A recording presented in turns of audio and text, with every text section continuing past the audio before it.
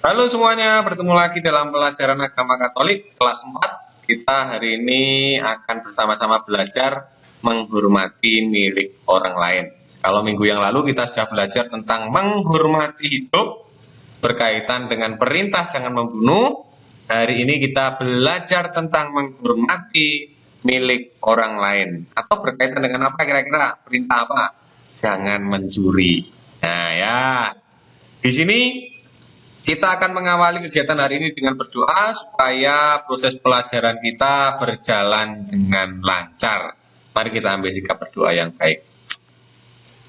Dalam nama Bapa dan Putra dan Roh Kudus. Amin. Ya Tuhan yang Maha Adil, kami umat ciptaan-Mu, Kau pelihara dan Kau jaga. Engkau menyiapkan segala kebutuhan kami dan memberikannya tepat pada waktunya. Dan atas kasih-Mu, Engkau memberi segala sesuatu yang kami perlukan. Ajarilah kami untuk menghormati hak milik orang lain, menjaga segala sarana hidup bersama, serta jauhkanlah kami dari keserakahan dan keinginan memiliki hak orang lain.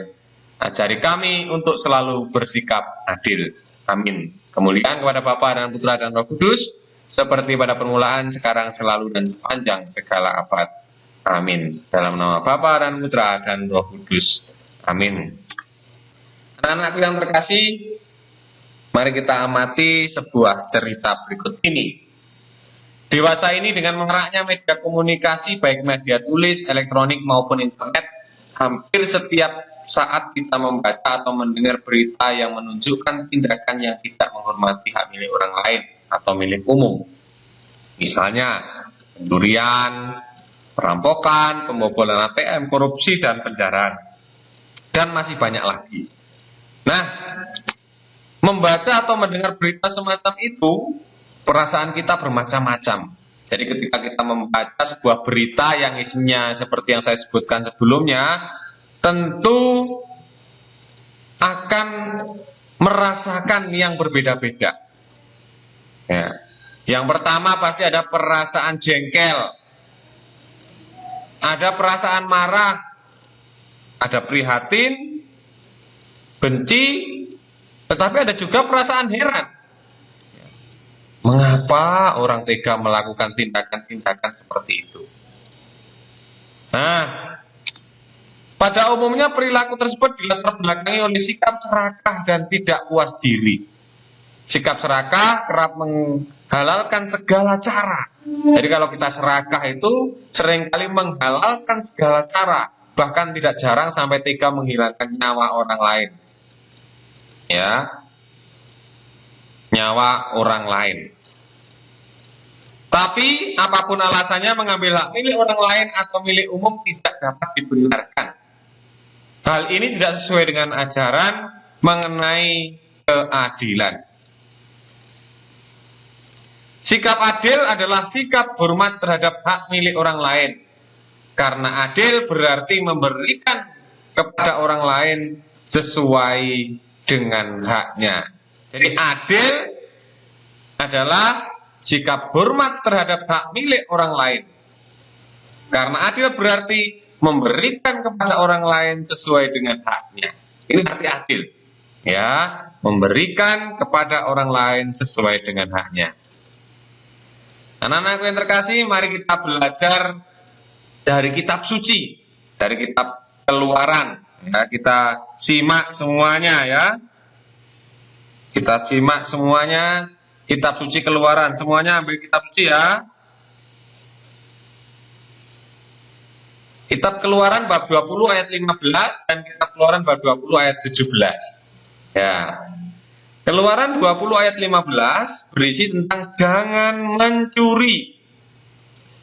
Di dalam Keluaran bab 20 ayat 17, jangan mengingini rumah sesamamu, jangan mengingini istrinya atau hambanya laki-laki atau hambanya perempuan atau lembunya atau keledainya atau apapun yang dipunyai dari sesamamu. Ini dasarnya. Anak-anakku yang terkasih, sebagai makhluk sosial yang hidup bersama, tidak jarang kita terlibat dalam situasi saling membutuhkan. Jadi tentu anak-anak dengan guru, pasti saling membutuhkan. Anak-anak dengan temannya saling membutuhkan. Nah, itulah disebut dengan manusia makhluk sosial. Ya, seringkali saling membutuhkan, memang harusnya saling membutuhkan. Kita tidak bisa hidup sendiri.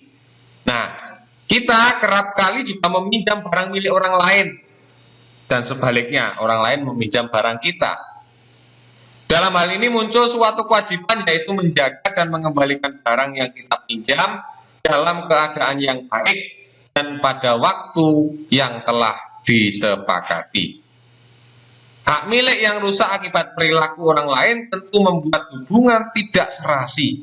Demikian pula apabila barang milik kita hilang, dicuri atau dibawa teman tanpa permisi. Ya.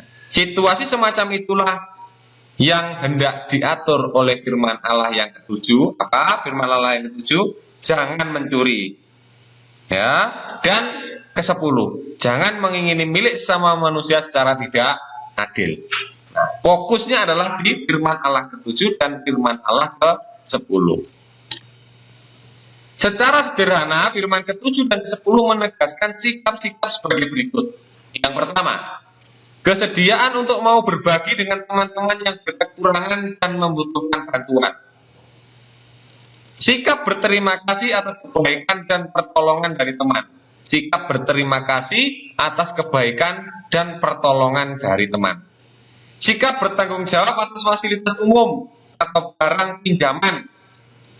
Misalnya buku milik perpustakaan atau pinjaman dari teman. Jika barang yang kita pinjam hilang atau rusak, kita harus bertanggung jawab. Sikap menerima diri dan tidak tergoda dengan hak milik orang lain. Tidak serakah, tidak mencuri atau bersikap tidak terpuji dalam memiliki sesuatu.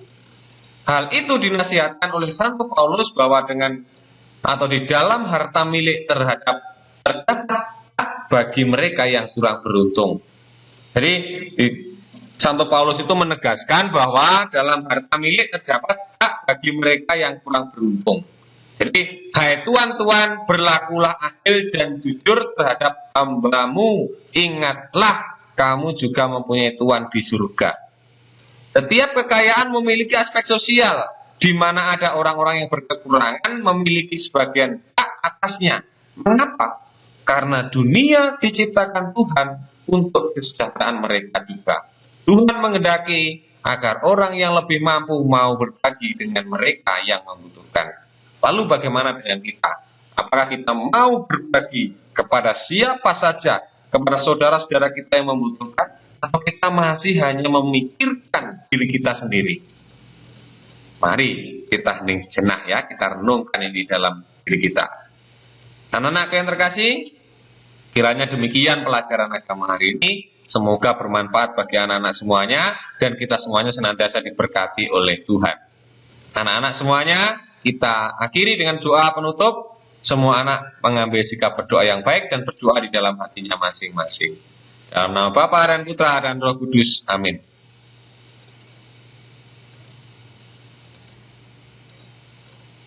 Dalam nama Bapa dan Putra dan Roh Kudus. Amin.